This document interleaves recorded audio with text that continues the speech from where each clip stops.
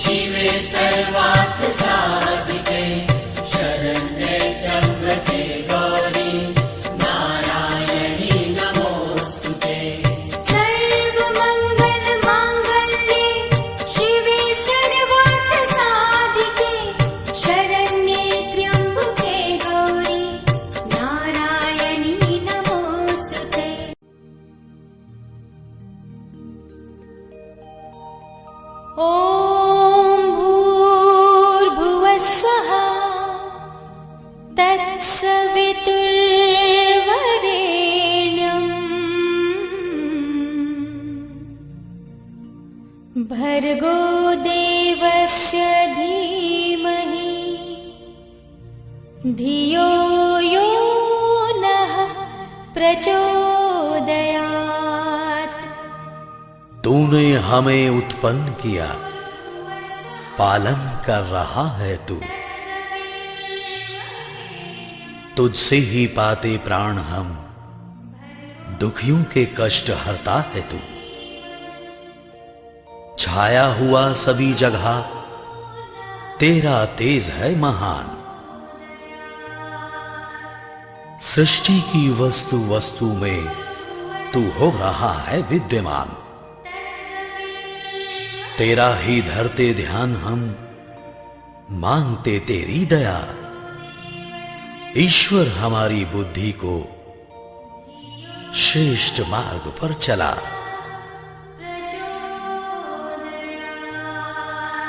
परमात्मा सर्वरक्षक, सर्वव्यापक और सर्वाधार है। वह परमात्मा प्राणों का प्राण होने से प्राण प्रिय है। वह परमात्मा दुख विनाशक है। वह परमात्मा सुख स्वरूप और अपने भक्तों को सुख देने वाला है।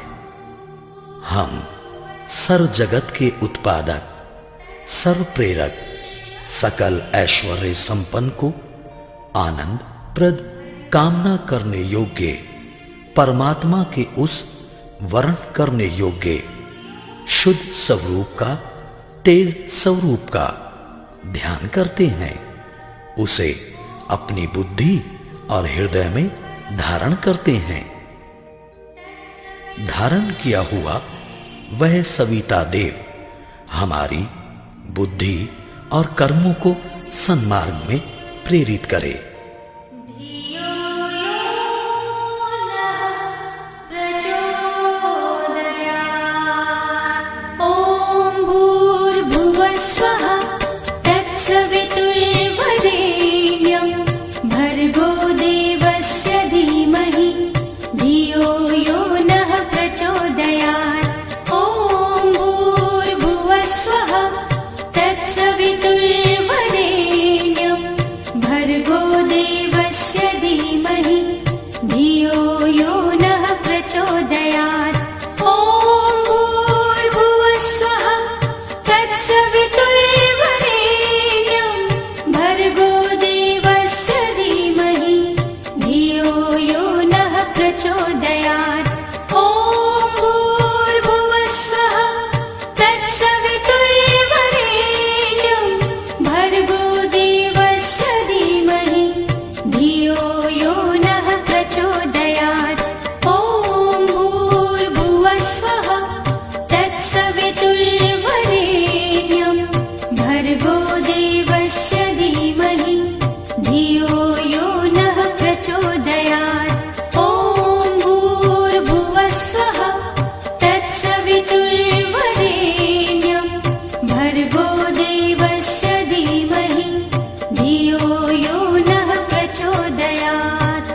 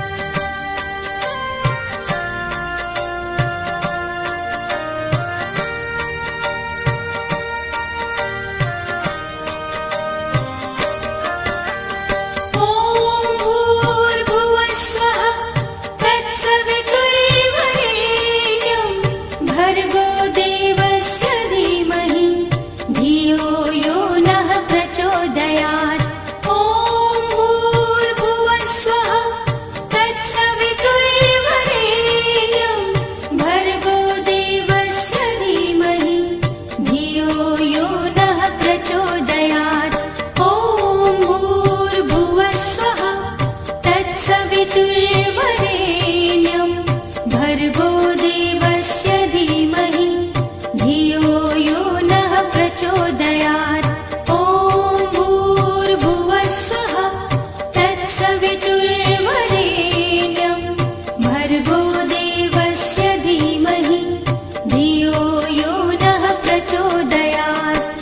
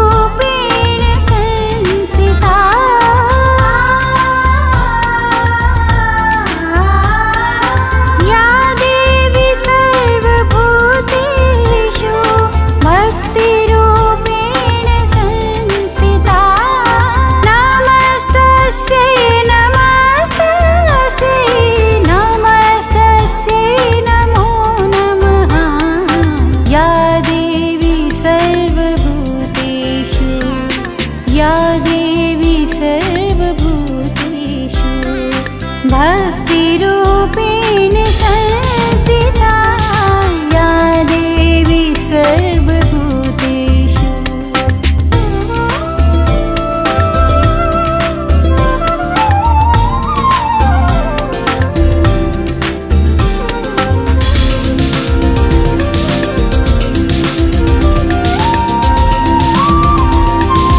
या देवी सर्वभूतेषु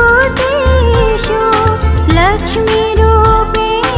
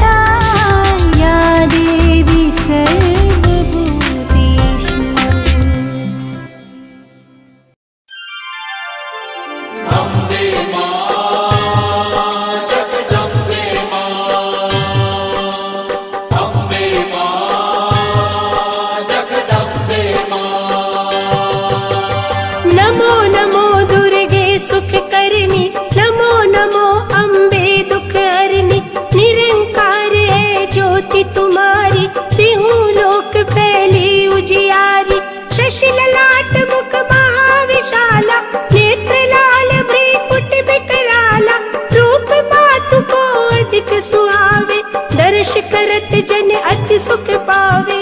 अम्बे मां जगदम्बे मां, अम्बे मां जगदम्बे मां।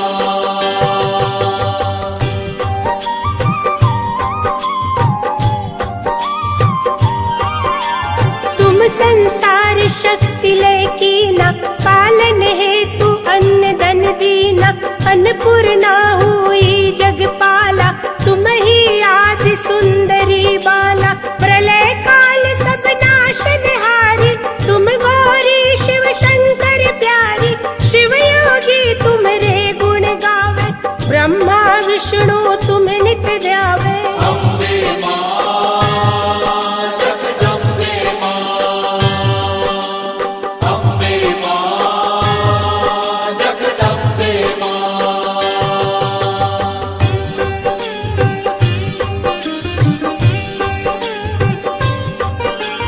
रूप सरस्वती को तुम धारा, दे सुबुद्धि ऋषि मुनि ने उबारा।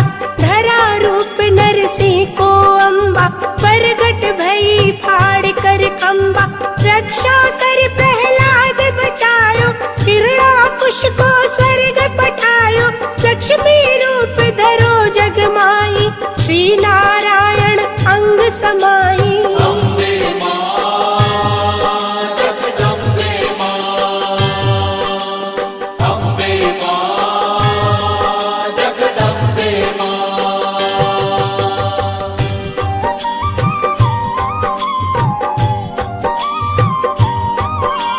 क्षीर सिंधु में करत विलासा, दया सिंधु दीजे मन आसा। हिंगलाज में तुम्ही भवानी, महिमा अमित न जात बखानी। मातंगी धूमावती माता, भुवनेश्वरी बगला सुखदाता। श्री भैरव तारा जगतारिणी, चिन्ह भाल भव दुख निवारिणी। अम्बे मां जगदम्बे मां, अम्बे मां जगदम्बे मां।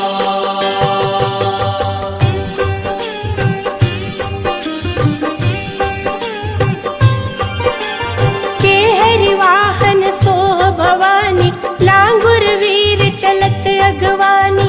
कर में खप्पर खड़ग विराजे, जाको देख काल डर बाजे। सोहे अस्त्र और त्रिशूला, जाते उठत शत्रु ही शूला।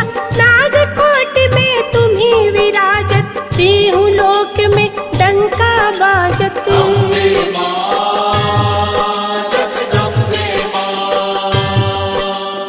अम्बे मां जगदम्बे मां।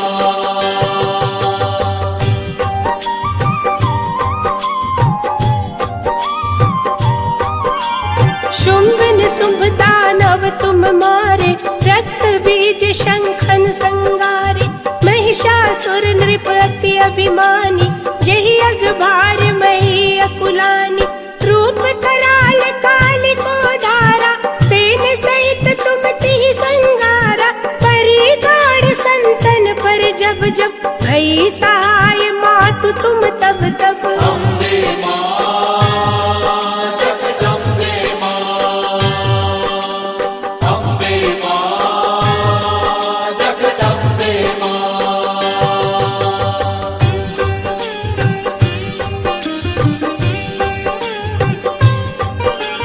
अमरपुरी औरों सब लोका, तब महिमा सब रहे अशोका। बाला में है ज्योति तुम्हारी, तुम्हें सदा पूजे नर नारी। प्रेम भक्ति से जो जस गावे, दुख दारिद्र निकट नहीं आवे। ध्यावे तुम्हें जो नर मन लाई, जन्म मरण ताको छुट जाई। अम्बे मां जगदम्बे मां, अम्बे मां जगदम्बे मां।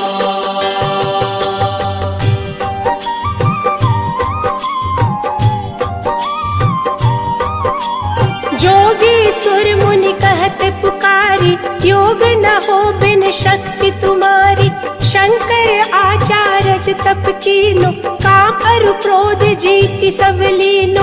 निश दिन ध्यान धरो शंकर को, काहु काल नहीं सुमिरो तुमको। शक्ति रूप को मरम न पायो, शक्ति गई तब मन पछतायो। अम्बे मां जगदम्बे मां, अम्बे मां जगदम्बे मां।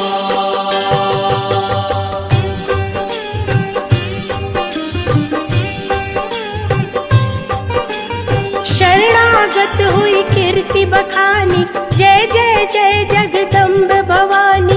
भई प्रसन्न आदि जगदम्बा, दई शक्ति नहीं कीन विलंबा। मोको मातु कष्ट अति घेरो, तुम बिन कौन हरे दुख मेरो। आशा तृष्णा निपट सतावे, रिपु मूरख मोहि अति डर पावे। अम्बे मां जगदम्बे मां, अम्बे मां जगदम्बे मां।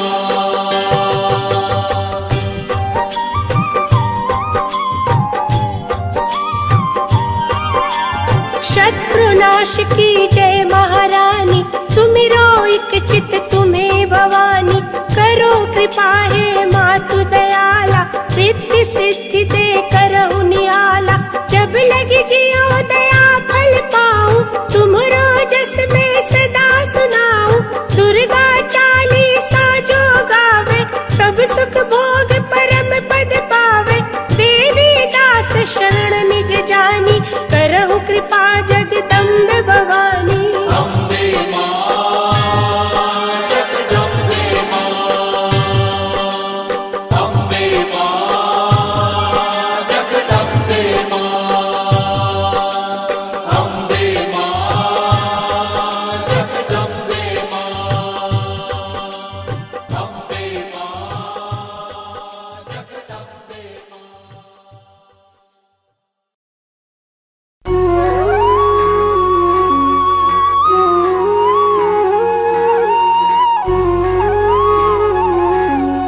जय संतोषी मां, जय संतोषी मां।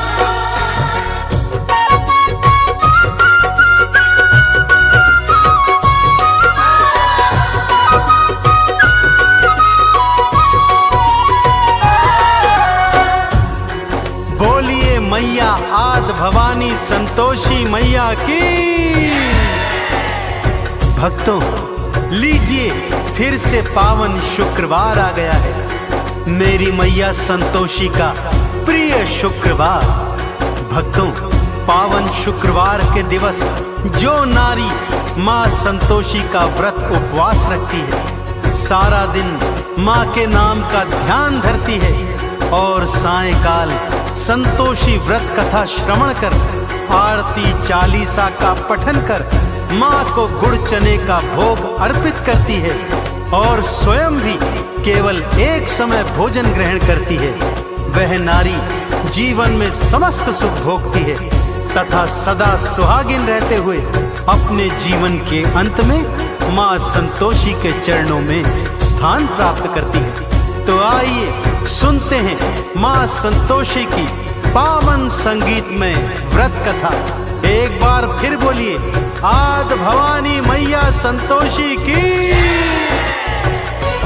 पावन संतोषी व्रत गाथा, श्रद्धा से जो सुनता सुनाता हो कल्याण जी।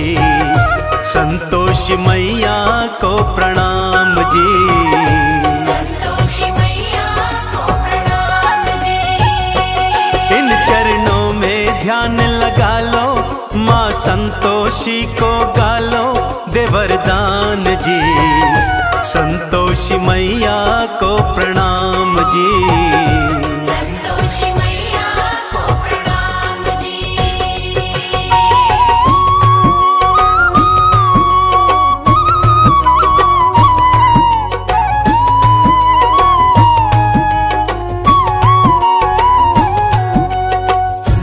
किसी गांव में एक बुढ़िया रहा करती थी भक्तों। उसके 7 पुत्र थे। 6 बड़े पुत्र तो कमाते धमाते थे, परंतु सातवां सबसे छोटा कुछ भी नहीं करता था। बुढ़िया को अपने 6 बड़े बेटों से बहुत प्यार था। उन्हें बड़े प्रेम से भोजन कराती और उनकी बची खुची जूठन से सातवें को भोजन कराया करती थी। सातवें पुत्र की पत्नी यह सब देखकर मन ही मन बहुत दुखी रहती थी, परंतु सातवां पुत्र था कि उसकी बातों पर विश्वास ही नहीं करता था। परंतु पत्नी के बहुत कहने पर एक दिन खाने के समय आंगन में चारपाई पर जाकर चादर ओढ़कर लेट गया और स्वास्थ्य खराब होने का बहाना करने लगा। उसने देखा कि माँ ने 6 भाइयों को प्रेम से भोजन करवाया और उन सब का बचा खुचा भोजन उसी को परोस दिया। यह देखकर उसका मन क्षुब्ध हो गया। भक्तों, माँ से बोला, मैं परदेश जाता हूँ माँ। बुढ़िया ने भी कह दिया, कल का जाता है तो बेटे आज ही चला जा। जाते समय पत्नी से कुछ निशानी मांगता है। पत्नी गोबर पाथ रही थी, पीठ पे दोनों हाथ धरे थे। पति भी अंगूठी दे के निशानी, भगतों फिर पर देश चले थे। पत्नी बोली, जाओ स्वामी, हम काटेंगे जिंदगानी, बिना आप जी ईश्वर करेंगे कल्याण जी।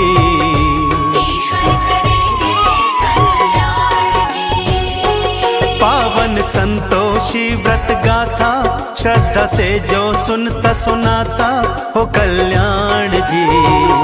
संतोषी मैया को प्रणाम जी।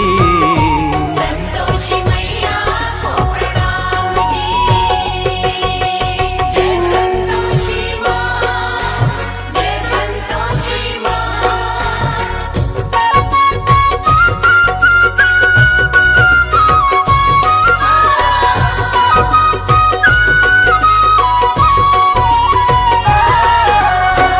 उधर पति परदेश पहुंचा और एक साहूकार के यहाँ नौकरी करने लगा।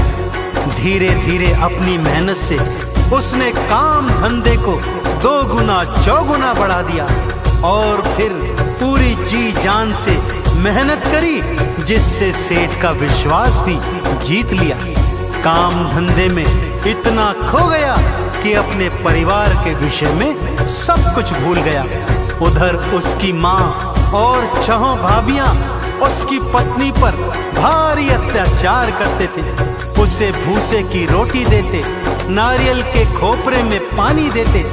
ऐसे ही दुखी मन से एक दिन जंगल से लकड़ी लेने जाती है तो क्या देखती है कि कुछ स्त्रियां वहां पूजन आरती कर रही हैं। पूजन के पश्चात जिज्ञासावश वो उनसे पूछने लगती है कि ये कौन से देवी देवता का पूजन है। तब वो स्त्रियां उसे बताती हैं कि ये पावन संतोषी माता के व्रत का पूजन है। इस व्रत का पालन 16 शुक्रवार तक करना चाहिए। शुक्रवार को स्नान ध्यान के पश्चात माँ संतोषी का पूजन कर उपवास रखना चाहिए। सायंकाल कथा के पश्चात गुड़ चने का भोग अर्पित करना चाहिए। माँ अवश्य मुरादें पूर्ण करती है। यह सोच उसने अपने मन में भी अगले शुक्रवार को माँ का उपवास रखने और मन की मुराद मांगने की सोची। माँ के नाम की मन्नत मानी, माँ संतोषी तुम दया की दानी। मेरे पति से मुझको मिला दो अपनी कृपा, माँ बरसा दो। माँ ने चमत्कार दिखलाया, पति को परिवार याद आया। लेता नाम रे, वापस मैं जाऊं उनके पास रे। वापस मैं जाऊं संतोषी व्रत गाथा श्रद्धा से जो सुनता सुनाता हो कल्याण जी। संतोषी मैया को प्रणाम जी। संतोषी मैया को प्रणाम जी।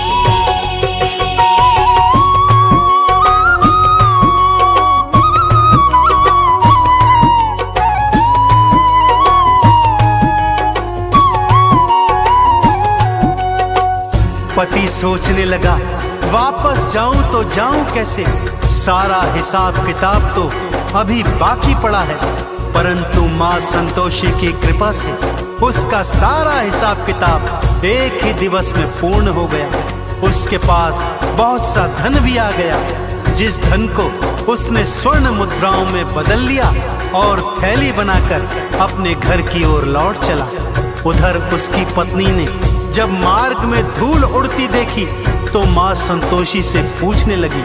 मां ने कहा, बेटी तेरा पति वापस आ रहा है, जा सूखी लकड़ियों के 3 गट्ठर बना, एक नदी किनारे रख, एक मेरे मंदिर में और तीजा अपने सिर पर रख। अपने घर पे जाना, जोर से भूमि पर पटकना और तेज आवाज में कहना, लो लकड़ी ले आई हूं, मुझे भूसे की रोटी दो, नारियल के खोपरे में पानी दो, घर में कौन मेहमान आया है। और उधर उसका पति मार्ग में लकड़ियां देखकर रुक जाता है, वहां भोजन इत्यादि कर अपने घर लौटता है। अपनी माँ, भाइयों, भाभियों एवं भतीजे भतीजियों से मिलता है, परंतु अपनी पत्नी के विषय में उसे कुछ याद नहीं रहता। तभी उसकी पत्नी घर के अंदर आती है, तेज आवाज में चिल्लाती है, भूसे की रोटी दो, नारियल के खोपरे में पानी दो, घर में कौन मेहमान आया है। उसकी आवाज सुनकर उसका पति बाहर आता है तो उसके हाथ में अंगूठी देखकर उसे पहचान जाता है। अपनी पत्नी की यह हालत देख वो दुखी होता है और माँ से अलग घर में रहने के लिए चाबी मांगता है। अलग घर में जा उसकी पत्नी माँ संतोषी का उद्यापन करवाती है, परंतु उसकी जेठानियां छल से बालकों को खट्टा खिलाकर उद्यापन भंग करवा देती हैं। खट्टा था व्रत भंग कर डाला, माँ ने अपना क्रोध दिखाया, पति को सैनिक पकड़ के ले गए और जेल में बंद कराया। मैया से फिर माफी मांगी, हे संतोषी मैं अज्ञानी दो क्षमादान जी, माफ करो तुम अपराध जी।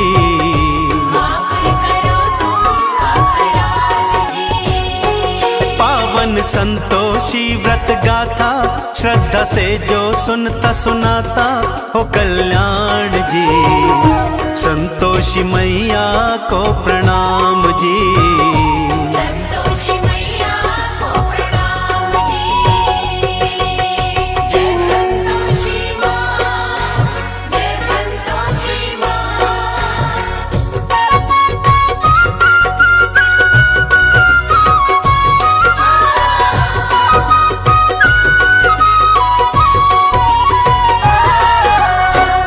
संतोषी माता से क्षमा मांगने के पश्चात माँ से प्रार्थना करती है कि हे माँ, मैं आपका उद्यापन फिर से करवाऊंगी। माँ संतोषी ने दर्शन दिए और कहा, हे पुत्री अब कोई भूल न करना, ध्यान रहे मेरे उद्यापन के दिन कोई भी खट्टा पदार्थ ना खाने पाए। माँ की कृपा से पति भी जेल से वापस आ गया। अगले शुक्रवार को उसने फिर से माँ का उद्यापन किया। इस बार भी जेठानी के लड़कों ने खट्टा मांगा तो उसने उन्हें घर से बाहर भगा दिया और ब्राह्मण कुमारों को भोज करवाकर दान दक्षिणा दी। माँ संतोषी अत्यंत प्रसन्न हुई और ठीक 9 माह पश्चात उसे एक चांद समान सुंदर पुत्र की प्राप्ति हुई। तो देखा आपने भक्तों, जिस तरह उस स्त्री ने पूरे विधि विधान से माँ संतोषी के 16 शुक्रवार के व्रत किए और इच्छा पूर्ण होने पर उद्यापन करवाया और जीवन में माँ संतोषी की कृपा पाई, ठीक उसी तरह यदि आप भी माँ संतोषी के व्रत पूरे विधि विधान से करेंगे तो आप और आपके परिवार पर माँ की विशेष कृपा सदा बनी रहेगी। बोलिए संतोषी मैया की। माँ संतोषी नाम है साचा, भक्तों मन से जपते जाना। पूजन अर्चन माँ का करना, चंदन का इन्हें तिलक लगाना। भवसागर से तर जाओगे, संतोषी कृपा पाओगे। हो गुणगान जी, मैया करेंगी कल्याण जी।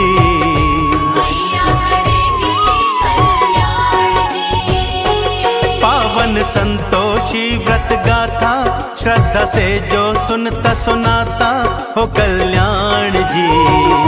संतोषी मैया को प्रणाम जी। संतोषी मैया को प्रणाम जी। संतोषी मैया को प्रणाम जी। संतोषी मैया को प्रणाम जी। संतोषी मैया को प्रणाम जी।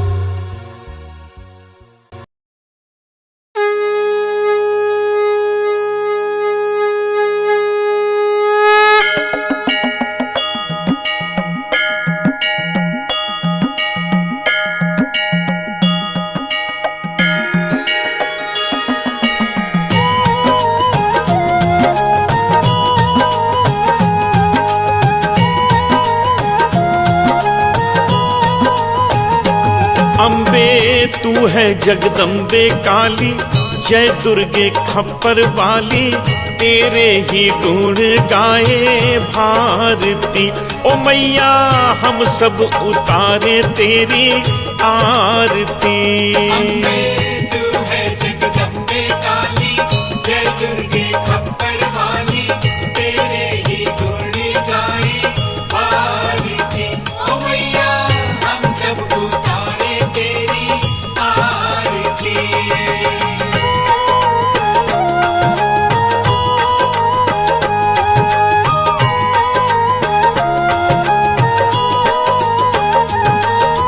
तेरे भक्त जनों पे माता भीड़ पड़ी है भारी, भीड़ पड़ी है भारी, दानव दल पर टूट पड़ो माँ करके सिंह सवारी। करके सिंह सवारी। तेरे भक्त जनों पे माता भीड़ पड़ी है भारी, भीड़ पड़ी है भारी, दानव दल पर टूट पड़ो माँ करके सिंह सवारी। करके सिंह सवारी। 100 सिंहों से भी बलशाली है 10 भुजाओं वाली, दुखियों के दुखड़े निवारती। ओ मैया हम सब उतारे तेरी आरती। तू है जगदम्बे काली, जय दुर्गे खप्पर वाली, तेरे ही गुण गाए भारती। ओ मैया हम सब उतारे तेरी आरती।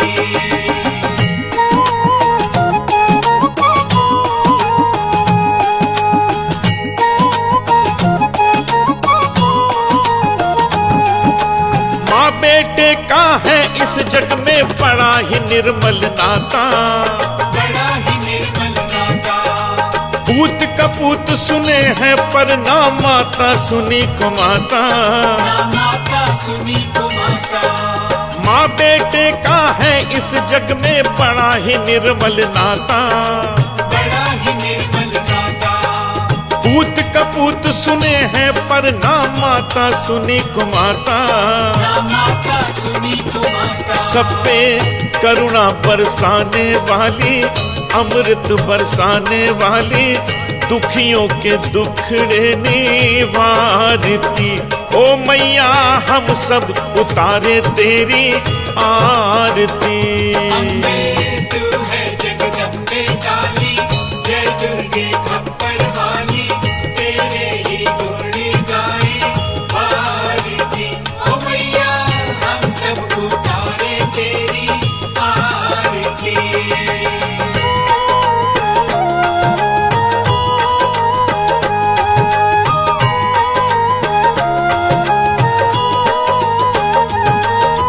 नहीं मांगते धन और दौलत, ना चांदी ना सोना, ना चांदी ना सोना। हम तो मांगे माँ तेरे मन में एक छोटा सा कोना। एक छोटा सा कोना। नहीं मांगते धन और दौलत, ना चांदी ना सोना, ना चांदी ना सोना।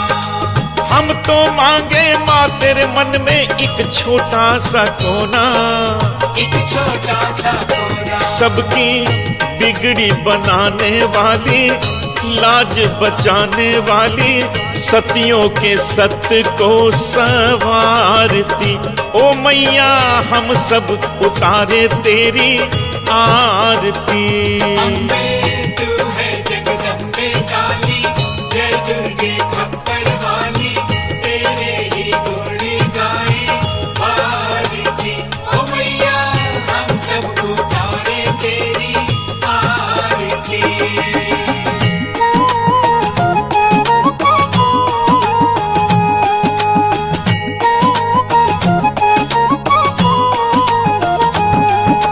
शरण शरण में खड़े तुम्हारी ले पूजा की थाली, ये पूजा की थाली। वरद हस्त सर पर रख दो माँ संकट हरने वाली। संकट हरने वाली। चरण शरण में खड़े तुम्हारी ले पूजा की थाली, ये पूजा की थाली। वरद हस्त सर पर रख दो माँ संकट हरने वाली। संकट हरने वाली माँ भर दो भक्ति रस प्याली, अष्ट भुजाओं वाली भक्तों के कारज तू सवारती। ओ मैया हम सब उतारे तेरी आरती। अम्बे तू है जगदम्बे काली, जय दुर्गे खप्पर वाली, तेरे ही गुण गाए आरती। ओ मैया हम सब उतारे तेरी आरती। ओ मैया हम सब उतारे तेरी आरती। ओ मैया हम सब उतारे तेरी आरती।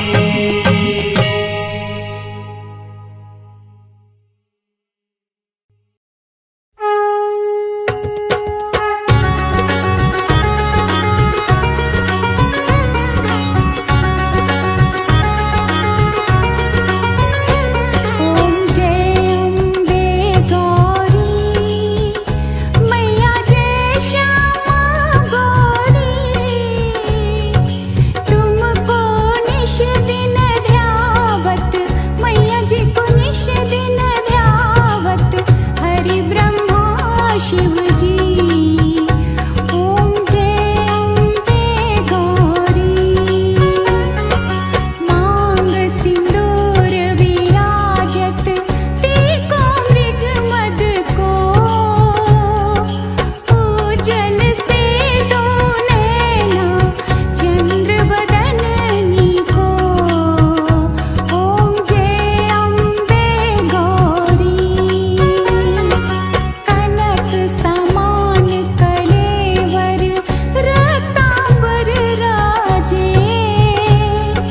रक्त पुष्प गलमाला कंठन पर साजे। ओम जय अम्बे गौरी के हरि वाहन राजत खड़ग खपर धारी, सुर नर मुनि जन सेवत तिनके दुख हारी। ओम जय अम्बे गौरी कानन कुंडल शोभित नासाग्रे मोती, कोटिक चंद्र दिवाकर राजत सम ज्योति।